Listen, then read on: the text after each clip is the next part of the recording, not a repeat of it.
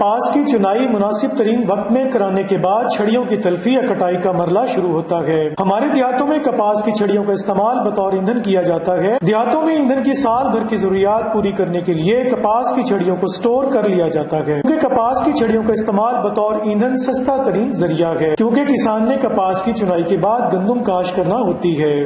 کپاس کے کاشتکاروں کو چاہیے کہ وہ 31 جنوری سے پہلے کپاس کی چھڑیوں کو کاٹ کر گہرا ہل چلائیں۔ چھڑیوں کو کٹائی کے بعد ڈھیروں کی شکل میں کھیتوں کے وٹوں، سڑکوں، خالی جگہوں اور گلیوں میں رکھا جاتا ہے۔ ان چھڑیوں کے ساتھ کپاس کے بغیر کھلے ٹنڈے ہوتے ہیں۔ ان بغیر کھلے ٹنڈوں میں گلابی سنڈی کے لاروے پیوپوں کی شکل میں سردیوں کا سیزن مائی نیند میں گزارتے ہیں۔ گرمیاں شروع ہوتے ہی کپاس کی ان چھڑیوں سے گلابی سنڈی کے پروانے نکلنا شروع ہو جاتے ہیں اور کپاس کی اگلی فصل پر اپنی نسل بڑھانا شروع کر دیتے ہیں۔ کپاس کی فصل نہ ملے تو یہ پروانے مر جاتے ہیں اور گلابی سنڈی کے حملے میں کافی حد تک کمی واقع ہو جاتی ہے۔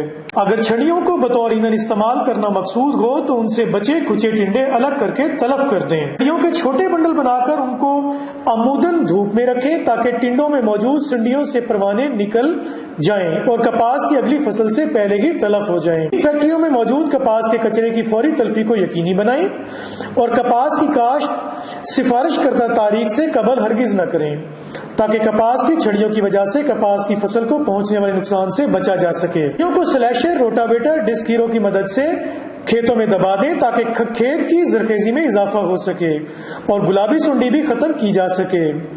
چھڑیوں کو کھیت میں دباتے وقت آدھی بوری یوریا ضرور ڈالیں تاکہ گلنے سڑنے کے عمل کو تیز کیا جا سکے۔